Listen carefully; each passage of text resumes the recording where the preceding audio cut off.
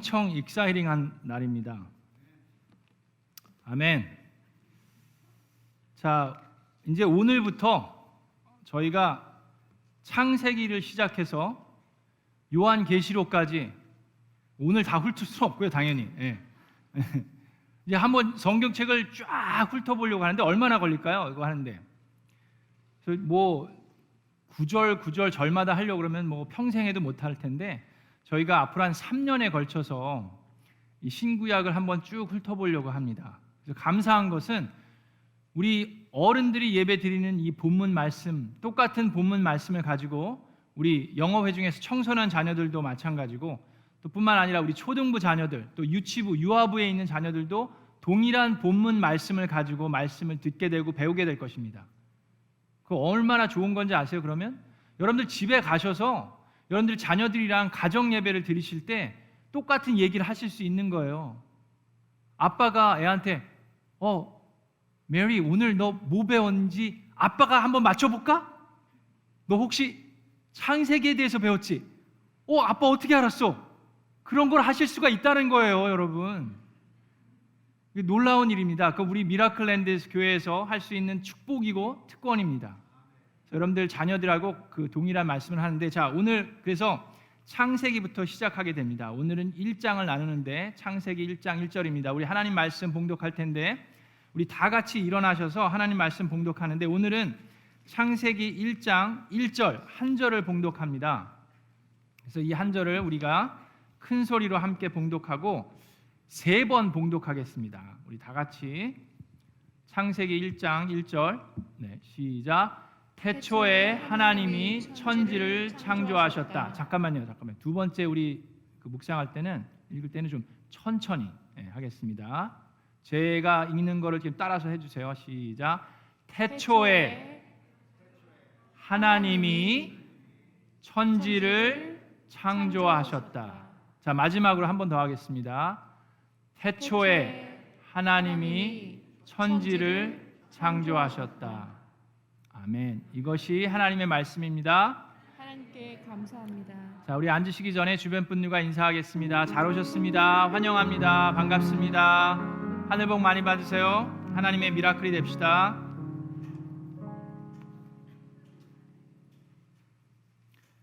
자, 여러분, 이 창세기 1장은 우리가 누구이고 누구의 것이고 어디서 왔고 무엇을 목적으로 하면서 살아가는지에 대해서 잘 얘기해주고 있습니다.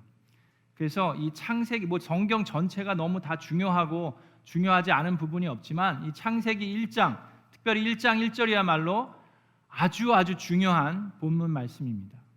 창세기 1장 1절이 우리의 삶의 세계관과 우리의 삶의 인생관을 결정하기 때문입니다. 자, 그런데 보니까 태초에 하나님이 천지를 창조하셨다라고 나옵니다. 1장 1절에. 근데 여기서 이 천지는 정말로 한국어 번역이 어떻게 보면 영어 번역보다 더 잘 돼 있어요. 이 창세기 1장 1절은 영어로는 In the beginning God created heavens and the earth라고 얘기합니다. Heaven and earth라고 얘기하니까는 마치 천국하고 지구를 창조하신 것처럼 생각할 수 있는데 그게 아니라 여기 히브리 원어를 보시면 위에 있는 하늘과 아래에 있는 땅을 창조하셨다라는 얘기입니다. 자, 그런데 여기에 태초에라고 되어 있는데, 자, 성경책이 무슨 언어로 쓰여져 있습니까? 세계에서 가장 오래된 언어로 쓰여져 있습니다. 그게 어느 언어예요? 히브리어로 적혀 있습니다. 자, 그런데 히브리어는 아주 특별한 성격이 특징이 있어요. 3가지가 있는데 이 히브리어는 3개의 언어가 합쳐져서 히브리 언어가 만들어졌습니다. 이게 무슨 소리냐면 첫 번째는 이거는 상형 문자예요. 그래서 히브리 언어는 픽토그래픽 언어입니다. 상형 문자, 옛날에 이렇게 그림처럼 그려져 있는 거 아시죠? 상형 문자고 22개의 자음으로 되어 있습니다. 자, 그 다음에 두 번째 언어는 numeric language예요. 숫자 언어입니다. 각 알파벳 하나하나마다 숫자가 있어요. 그래서 숫자가 의미하는 뜻이 있습니다. 그다음에 세 번째는 이 phonetic language, 음성 언어인데 이렇게 숫자 언어와 음성 언어와 상형 언어가 합쳐져서 이루어진 게 히브리 언어입니다. 그렇게 가장 오래된 이 히브리 언어가 이스라엘 백성이라는 하나님이 선택한 백성을 통해서 지금까지도 유지되고 보존되고 사용되고 있는 겁니다. 자, 그런데 제일 처음 이 성경의 제일 첫 단어가 바로 이렇게 생겼습니다. 화면으로 보여주세요.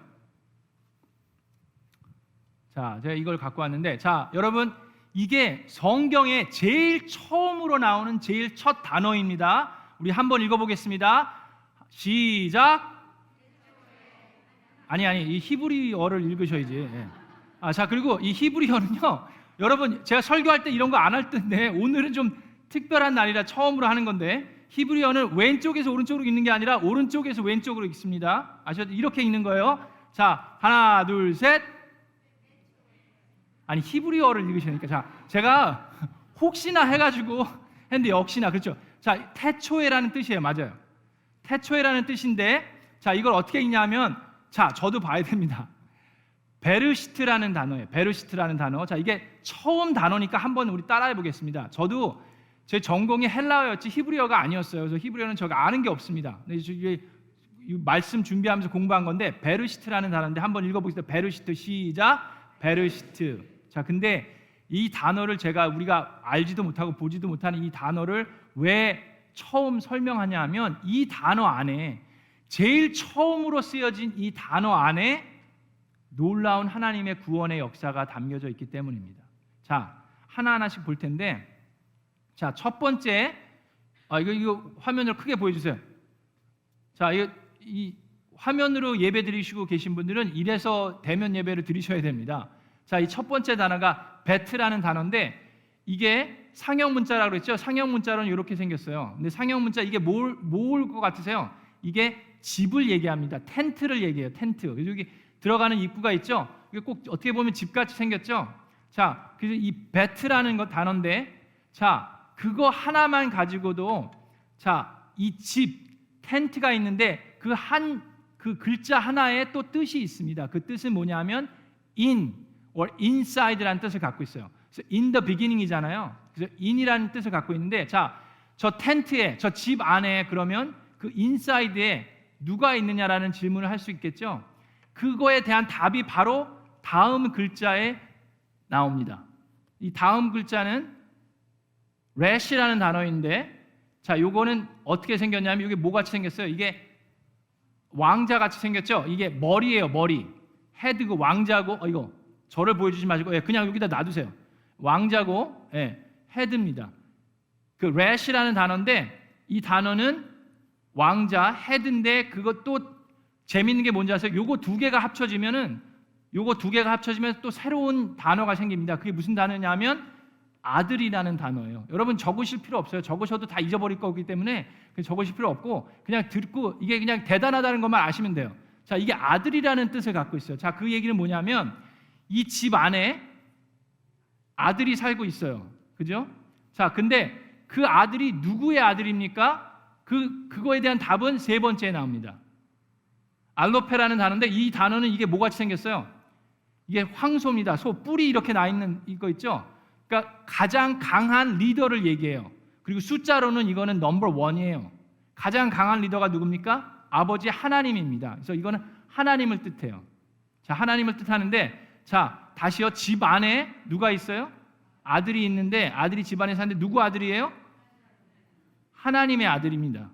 아셨죠? 이게 되게 재밌어요. 그죠?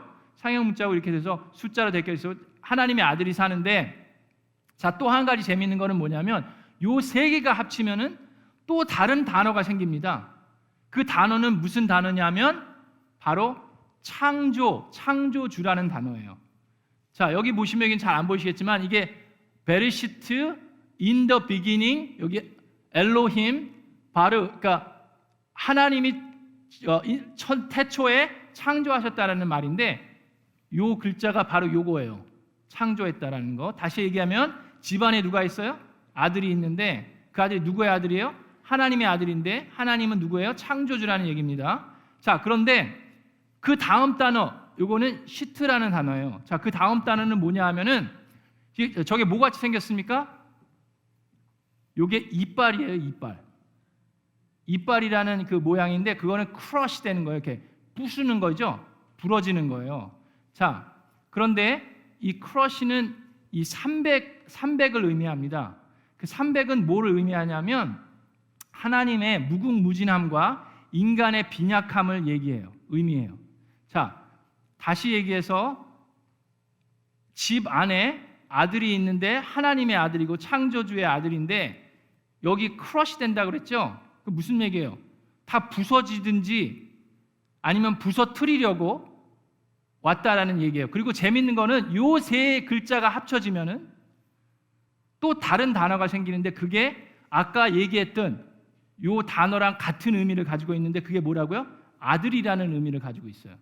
첫 번째, 제일 처음 아들이라는 그 의미를 가지고 있는데 자, 재밌는 건 뭐냐 하면 여러분 아까 얘기했던 요 아들은 그리고 요 아들과 이 아들과 다른 점이 있습니다. 다른 점이 뭐냐 하면요. 요 아들은 텐트 안에 있어요. 집 안에 있어요. 근데 요 아들은 지금 텐트 밖에 있어요. 그죠? 자, 텐트 안에 있던 아들이 그 창조주의 아들, 하나님의 아들이 지금 밖으로 나왔어요. 근데 왜 밖으로 나왔습니까? 자, 여기 보면은 이빨이라고 했죠. 크러쉬 된다고 그랬는데 그 답이 다음에 나와요. 다음에 나오는데 자, 이 단어는 뭐라고 읽냐 하면은 자, 제가 히브리어를 전공 안 했다고 그랬죠? 자, 그 단어는 요드, 그렇죠? 요드라는 단어인데 그 뭐같이 생겼어요? 저 밑에 보면 저게 팔을 의미한다. 팔, 손이에요. 손. 이게 손이에요. 손, 팔. 오케이? 그거는 일을 하는 거예요. 일, 워크를 하는데 하나님께서 예정하신 하나님의 뜻 안에서의 일을 얘기합니다. 자, 그래서 다시 얘기해요. 텐트 안에 아들이 있는데 누구의 아들이에요? 하나님의 아들이에요. 창조주의 아들인데 다 크러쉬가 되든지 이렇게 디스트로이가 되든지 디스트로이를 하려고 오셨는데 어떻게 해요? 하나님께서 예정하신 그 일을 하면서 하는데 자, 마지막은 요거는 이제 그 히브리어의 마지막 알파벳이에요. 타브라는 건데 이거가 의미하는 것은 뭐냐 하면 십자가, 나무 십자가입니다. 자, 이게 여러분 이게 히브리 성경의 제일 첫 번째 나오는 단어예요. 그래서 그 단어 안에 태초에라는 그 단어 안에 하나님께서 어떻게 우리 인류를 구원하시고 하나님의 아들을 보내셨는지에 대한 그 구원의 역사가 다 담겨져 있습니다. 놀랍지 않으세요? 하나도 안 놀라시네. 너무 재밌지 않습니까? 하나님이 재밌죠? 자, 근데 그게 여러분 한번 보세요. 자, 재미가 없으면 이사야서 46장을 한번 보세요. 이사야서 46장 9절에서 10절에 이런 말씀이 있습니다. 너희는 태초부터 이루어진 일들을 기억하여라 라고 얘기하는데 여러분 이사야서는 기원전 700년에서 750년 전에 쓰여진 책입니다. 자, 그 수백 년 전에 수천 년 전에 쓰여진 책인데 이 얘기하십니다. 너희는 태초부터 이루어진 일들을 기억하여라. 나는 하나님이다. 나밖에 다른 신은 없다. 나는 하나님이다. 나와 같은 이는 없다. 처음부터 내가 장차 일어날 일들을 예고하였고 자, 뭐라고요? 아까 그 바르시트 다시 한번 화면에 띄워주세요. 처음부터 그렇죠? 제일 첫 글자부터도 하나님께서 장차 일어날 일들을 예고하셨고 내가 이미 오래전에 아직 이루어지지 않은 일들을 미리 알렸다라고 이사야서에서 하나님께서 말씀하십니다. 나의 뜻이 반드시 성취될 것이며 내가 하고자 하는 것은 내가 반드시 이룬다고 말하였다. 이사야서 46장 9절에서 10절에 있는 말씀입니다. 자, 뿐만 아니라 요한복음에도 요한복음은 이제 기원 후 90년쯤에 AD 90년쯤에 써졌는데 요한복음 1장 1절도 같은 말씀이 있어요. 보세요. 태초에 말씀이 계셨다라고 얘기했죠. 자, 다시 한번 그 베르시트 단어를 띄워주세요. 태초에 뭐가 있었다고요? 말씀이 계셨다. 여기서 그 요한복음에서 얘기하는 말씀은 누구를 얘기합니까? 예수 그리스도를 얘기하죠. 아들을 얘기합니다. 태초에 말씀이 계셨다. 그 말씀은 하나님과 함께 계셨다라고 얘기합니다. 그렇죠? 자, 그 말씀은 하나님과 함께 계시다. 그 말씀은 하나님이셨다. 그는 태초에 하나님과 함께 계셨다. 모든 것이 그로 말미암아 어떻게 됐다고요? 창조되었다. 그가 없이 창조된 것은 하나도 없다라고 요한복음 1장 1절에도 동일한 말씀을 하고 계십니다. 자, 그리고 그게 이제 창세기 1장 1절이에요. 태초에 하나님이 천지를 창조하셨다. 자, 여기 여러분 이것만 가지고도 지금 우리가 이제 일주일 동안 계속 공부할 수 있는데 이렇게 나가면 이제 우리 요한계시록까지 가려면은 뭐 오래 걸리겠죠.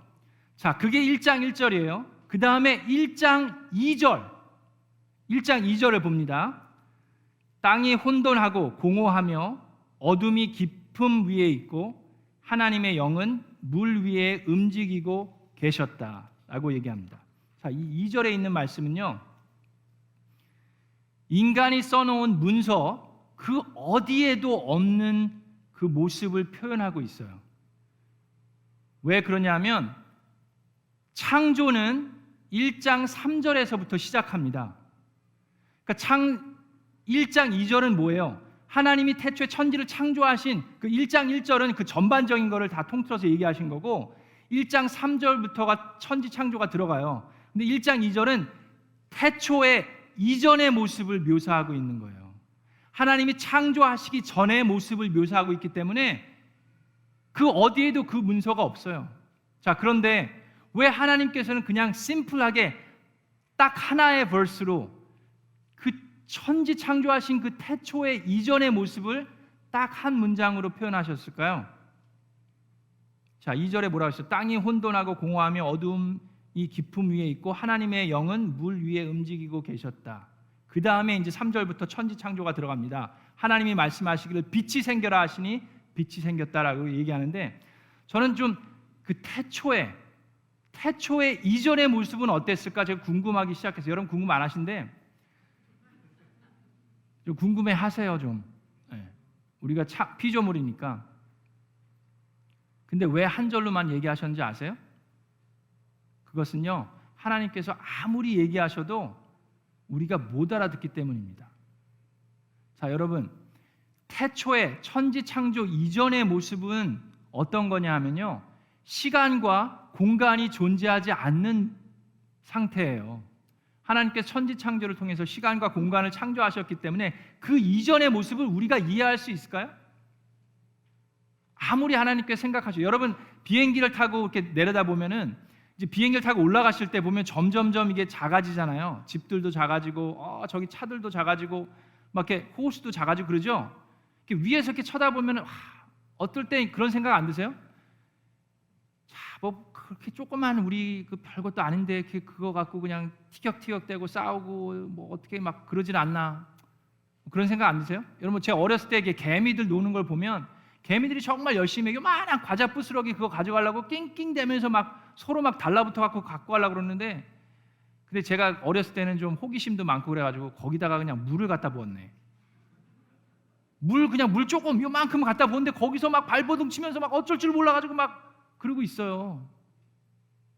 어떻게 보면 하늘에서 우리를 쳐다보시는 하나님께서 그거가 그래 그게 속상하지. 근데도 하나님이 정말 놀라우셔요. 그럼에도 불구하고 우리의 마음을 다 다독여 주시고 보호해 주시고 함께 하시는 하나님이 놀랍습니다. 자, 여러분 우리가 알아야 하는 것이 있습니다. 중요한 거예요. 제가 새벽기도도 누누이 얘기하지만 생명의 삶에도 얘기하지만 아주 중요한 것이 있습니다. 우리가 알아야 하는 것은 인간은 아는 것보다 모르는 것이 더 많습니다. 동의가 안 되시는군요. 여러분 그렇게 다 똑똑하시죠? 참 아는 게 많으셔서 좋으시겠어요. 근데 오늘 생각해 보세요. 우리가 아는 게 많다고 생각하는 이유가 뭔지 아세요? 그거는 어저께보다 오늘 더 알기 때문이에요. 어저께보다 우리는 오늘 더 많은 걸 압니다. 그리고 오늘보다 내일 더 많은 걸 알 거예요. 그리고 내일보다는 모레, 모레보다는 글피 우리는 더 많은 것들을 알아갈 겁니다. 근데 여러분 생각해 보세요. 오늘보다 내일, 내일보다 모레, 모레보다 글피 계속해서 더 많은 것들을 알아간다는 얘기는 무슨 얘기인지 아세요? 그거는 우리가 아는 것보다 모르는 것이 훨씬 더 많다는 얘기입니다. 우리가 살아가면서 내가 정말 많은 것들을 알고 있다, 인간은 정말 위대하고 모든 것들을 다 알아갈 수 있다라고 생각하는 것 자체가 바로 교만입니다. 여러분, 우리가 아는 것이 많다라고 생각하는 이유는 우리가 무엇을 모르는지를 모르기 때문이에요. 하나님을 불신하고 무시하는 그 무신론자분들을 보면은 이 과학이라는 이름 하에 하나님은 존재하지 않는다, 뭐 창조의 섭리를 뭐 깔아뭉개려고 하는 사람들이 있습니다. 그런데 여러분 알아야 되는 게 있습니다. 과학은 정말로 좋은 겁니다. 그죠? 과학은 우리에게 큰 도움을 주고 있습니다. 그러나 정말로 유능하고 유명한 과학자들을 잘 보면 그들도 증명하지 못하고 확실하게 얘기할 수 없는 것들이 많이 있습니다. 자, C.S. 루이스는 책에서 그렇게 얘기해요. 사탄이 원하는 것. 우리가 이제 특별 새벽 기도를 통해서 이 책을 읽을 건데 C.S. 루이스도 책에서 하는 얘기가 뭐냐면, 자, 사탄이 원하는 것은 우리가 과학을 가지고 눈에 보이지 않고 손으로 만질 수 없는 것들을 생각하기를 원하지 않아요. 사탄은. 왜냐하면 과학을 깊이 파들면 창조주를 인정할 수밖에 없기 때문입니다. 도리어 사탄이 원하는 것은 그런 건 다 이미 알고 있다라는 그럴듯한 막연한 느낌만 심어주고, 자, 어쩌다 주어들은 그런 이야기나, 이건 제가 코트하는 거예요. 어쩌다 주어들은 이야기나 이런저런 쪼가리 독서에서 얻은 것들을 가지고 이런 것들이 이른바 현대 과학의 부단한 탐구가 성취한 결심이라고 믿게 만드는 것이 사탄이 원하는 거예요. 여기저기서 그냥 이렇게 들은 것들 가지고, 아 그래 정말 무슨 우리는 바닷속에 피쉬가 뭐 수십 밀리언 이걸 통해서 물가로 나온 다음에 막 이렇게 변하고 해서 원숭이처럼 된 다음에 원숭이가 변하고 그거를 우리는 여기저기서 들으면서 그냥 과학적인 확실한 증거도 없으면서 우리는 그걸 믿게 되는, 그게 사탄이 원하는 거예요. 여러분, 인간이 이 우리 알죠? 셀을 발견한 것이 350여 년 전입니다. 자, 그러면 지금처럼 과학이 발전했는데 350년 전부터 이 셀에 대해서 연구하고 공부를 했으면 지금쯤 빠삭하게 다 꿰뚫어야 되는 거 아닙니까? 그런데 지금도 셀을 연구하고 있는 과학자들이, 이거는 제가 하는 얘기가 아니라 과학자들이 하는 얘기예요. 과학자들이 하는 얘기가 셀에 대해서 아직도 모르는 것들이 많은데 그것들을 뭐 쭉 나열을 합니다. 근데 그 중에서 몇 개만 얘기하면, 자, 셀에도 삶의 단계가 있는데 그 단계들을 다 이해하지 못한다는 거예요. 우리 인간도 삶의 단계가 있잖아요. 기어 다닐 때가 있고 걸어 다닐 때가 있고 이제 커서 또 나이가 들고 막 그런 노안이 오고 막 그럴 때가 있죠. 잠잘 때가 있고 잠자지 않을 때가 있죠. 자, 셀에도 그런 단계들이 있는데 그 단계들을 다 이해하지 못한다는 얘기입니다. 그리고 또 우리가 알지 못하는 것은 셀이 제일 처음 어떻게 도대체 어디서부터 왔고 어떻게 만들어졌는지, 그걸 그 처음에 셀을 어떻게 만들어졌는지는 모른다고 얘기해요. 자, 그리고 우리 여기 UC 얼바인 아시죠? UC 얼바인의 교수직으로 있었던 분이, 그분이 하는 얘기는 왜 셀이 변화하는지 아니면 또 다르게 변화시킬 수는 없는지에 대해서 아직도 확실하게 모른다고 얘기합니다. 자, 그러면서 마지막으로 하는 얘기는 셀을 연구하는 과학자들도 셀에 대해서 이제 앞으로 조금 더 알아가면서 이해할 거 아니에요. 그 이해를 하는데 그분들이 하는 얘기가, 그레함 잔슨이라는 박사가 하는 얘기는 셀에 대해서 이해하는 것에 대해서도 과학자들이 동의하기는 힘들 것이다라고 얘기합니다. 그 얘기가 무슨 얘기인지 아세요? 자, 셀을 가지고 연구를 해요. 많은 연구를 하는데 이 사람은 이 셀이 어떤 병균을 만났을 때 어떻게 적용할지, 어떻게 반응할지만 가지고 평생 그걸 연구합니다. 그래서 그거에 대해서 연구해서 좀 알게 되면 이 사람은 셀을 이해했다라고 생각할 수 있죠. 근데 그 셀이 다른 병균을 만났을 때 어떻게 반응할지를 또 가지고 또 다른 과학자가 그거 가지고 평생 연구할 수 있어요. 그 결과를 알면 다행인데 알지 못할 수도 있지만, 그렇기 때문에 이 셀에 관해서도 과학자들이 서로 동의하기 힘들다는 얘기예요.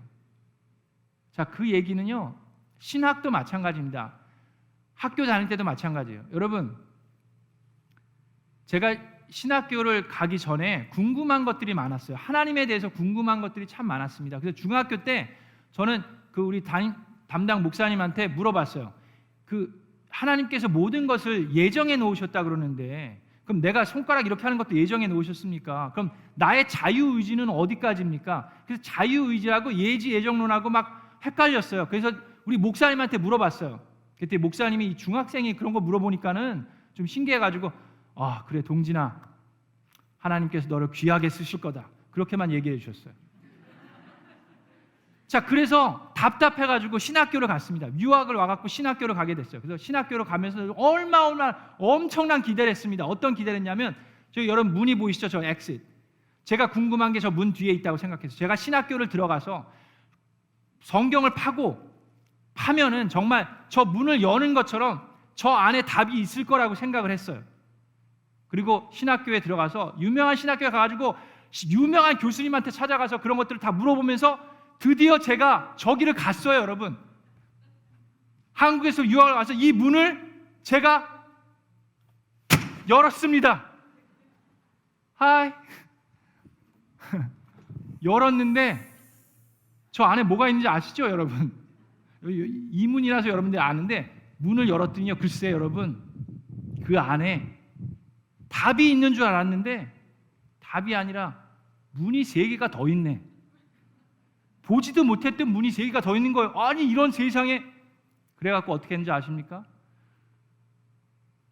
수년을 걸쳐갖고 그 3번째 문 중에 첫 번째 문을 열기 위해서 또 공부를 했죠. 그리고 그 첫 번째 문을 드디어 저거 또 열을까요?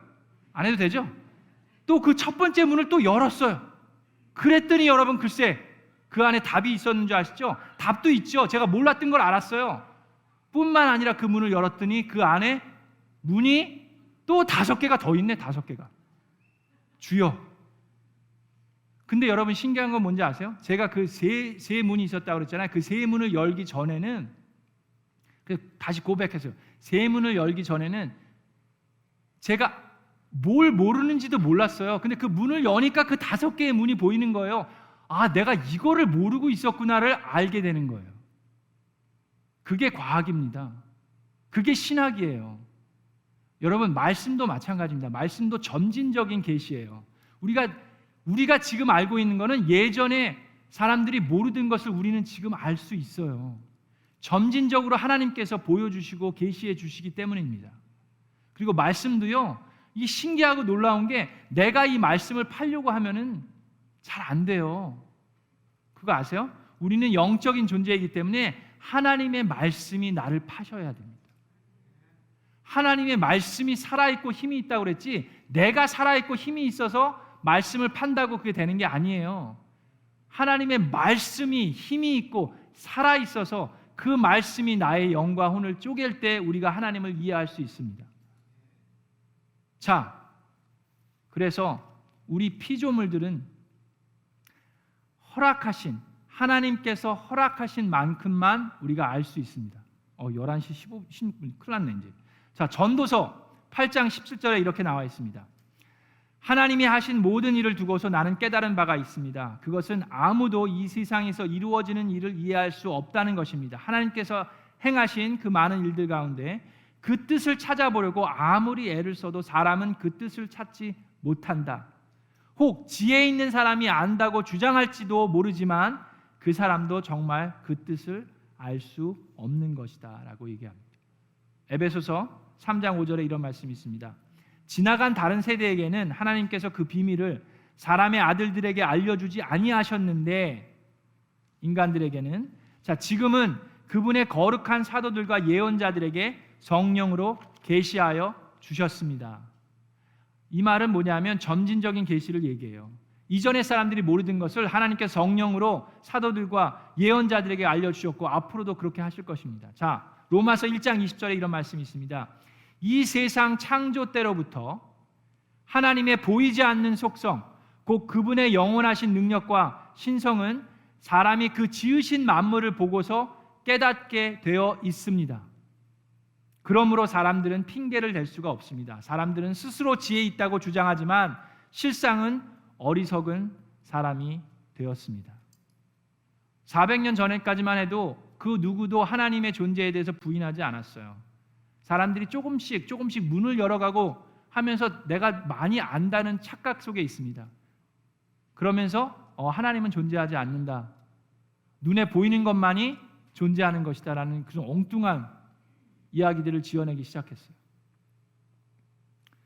프랑스 계명주의 작가인 그 볼테르라는 사람은 시계 제작자의 비유를 통해서 시계를 보면 여기 시계가 없네. 여기 시계를 보면 이거는 그냥 생긴 게 아니라 누군가 이 시계, 이 복잡한 시계를 누군가는 만들었을 거라는 생각을 하게 되지 않습니까? 그 아규먼을 해요. 여러분, 하나님께서 창조하신 이 모든 것, 인간의 몸도 그렇고 이 창조물을 보면 시계 정도가 아니라 훨씬 더 복잡하고 훨씬 더 신묘막측합니다. 그것은 하나님이 그만큼 크다는 것을 인정할 수밖에 없는 증거입니다. 여러분, 우리 인간은 우리와 천지를 창조하신 하나님의 말씀을 믿든지 아니면 그냥 내 스스로의 생각을 믿든지 둘 중에 하나입니다. 자, 저와 여러분은 우리의 사고와 능력을 뛰어넘고 우리를 창조하신 하나님을 믿고 그분의 말씀을 믿는 저와 여러분 되시기를 주님의 이름으로 축원합니다. 태초에 하나님이 천지를 창조하셨습니다. 아멘.